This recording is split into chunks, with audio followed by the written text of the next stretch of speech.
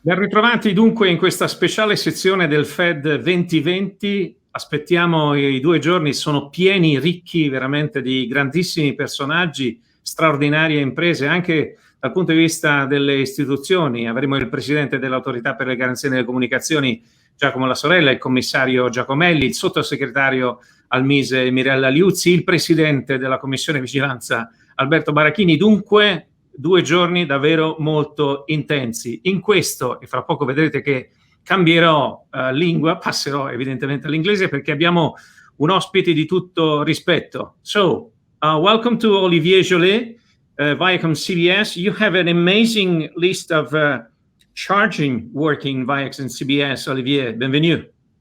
Merci. Thanks so much, Andrea, for welcoming me. You are Digital Media Executive, Senior Vice President, Emerging Business, EMEA and Asia Managing Director of Pluto TV. So, a lot of work for you in ViacomCBS and very great challenge.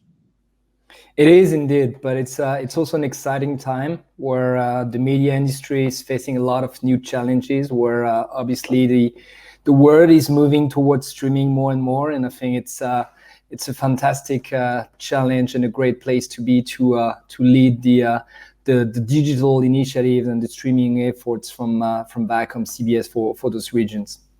This is a premium content looking for the European Digital Forum 2020. And this is a very special occasion to present Pluto TV.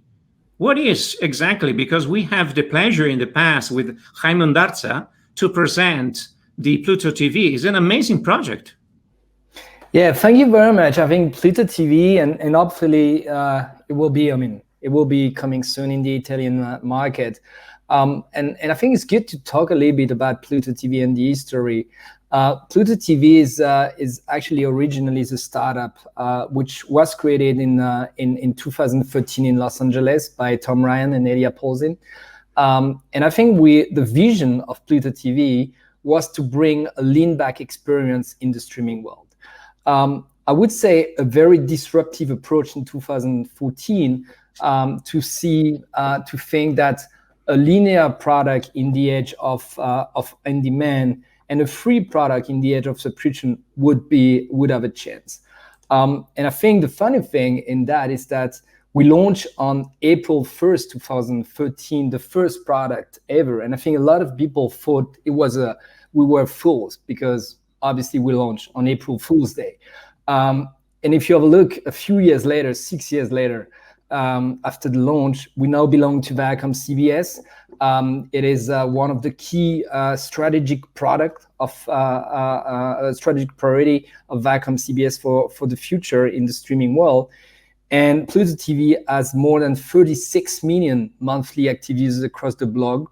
The product is live in the US, in Europe, in UK, Germany, Sweden, Austria, more recently in Spain, where we launched just a few weeks ago, reaching the number one in number one ranking in the app stores, and we're also present in 17 countries in Latin America.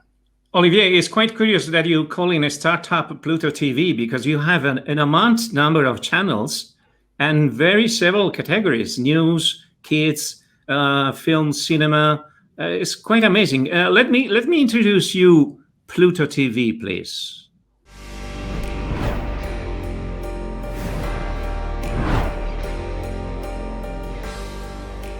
What is all this about?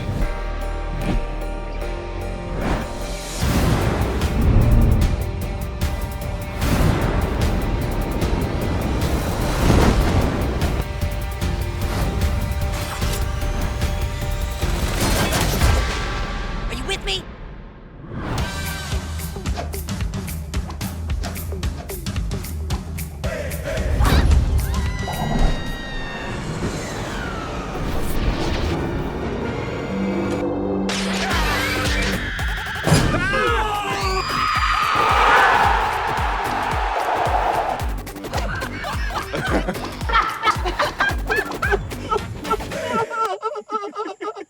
That was good.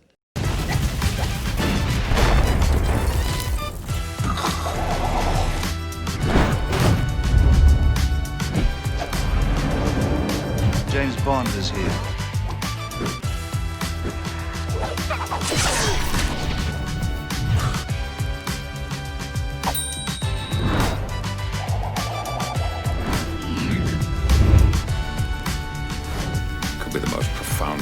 about time.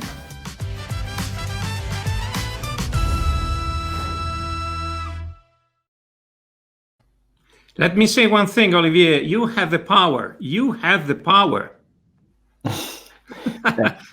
So let us know exactly the date where Pluto TV France and Italy, and when is available for France and Italy, and why. We will come in France and Italy in 2021.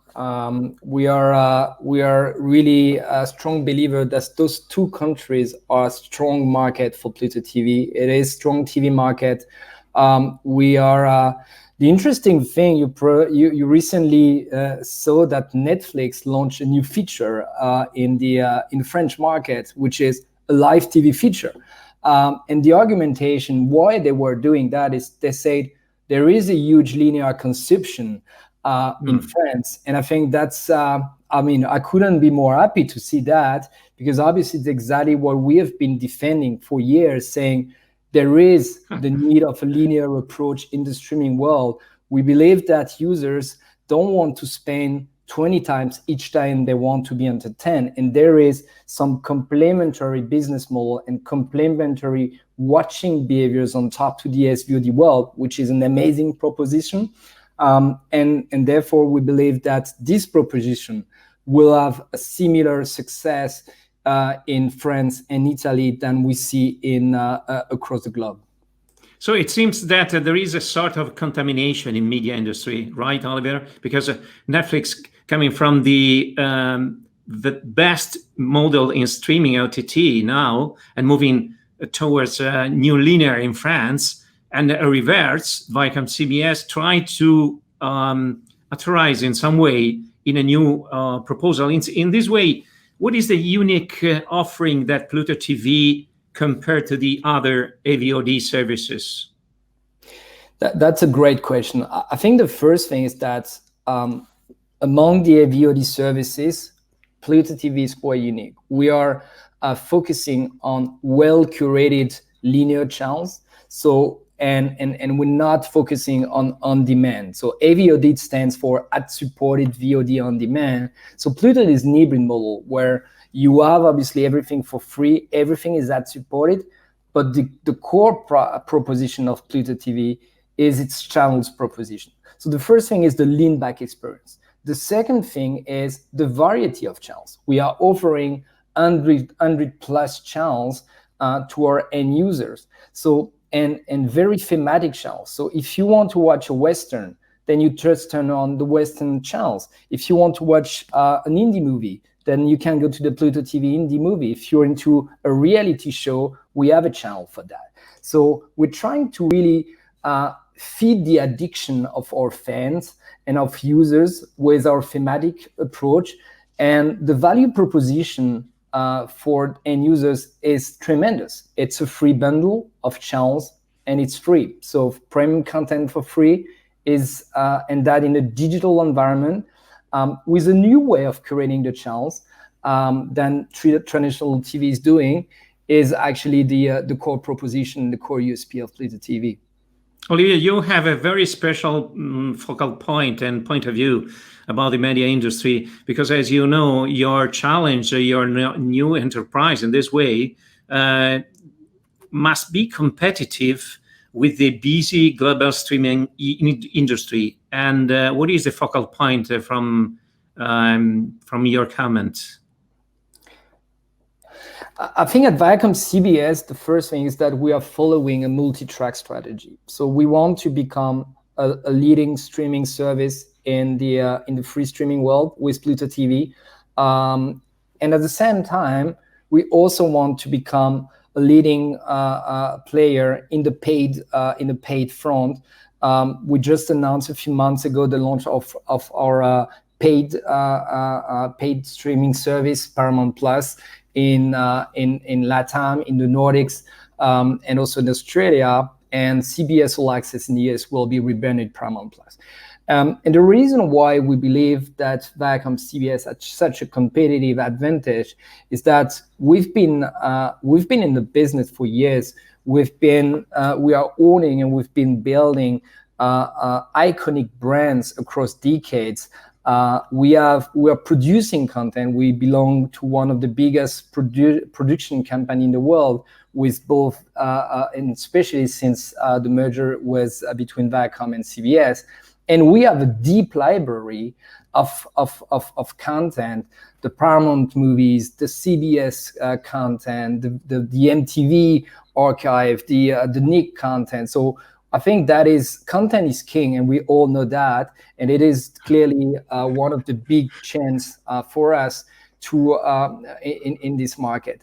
And maybe just to add the last point is, I think having this multi-track strategy allow us to adapt our strategy to the different watching behavior and to the different needs of the end users.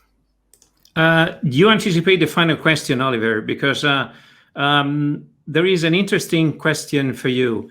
In your opinion, the content is the real king, or, as I believe, the future is more platform as a hub for the audience? You mean when you find your platform and you decide to find your contents there, their proposition is really the best. Absolutely. I don't move because I find a very interesting content, for example, as Netflix or Prime Amazon or Disney Plus. But if I find really my proposition inside a platform, it could be that the fidelity, it will be better than the content. What is your opinion?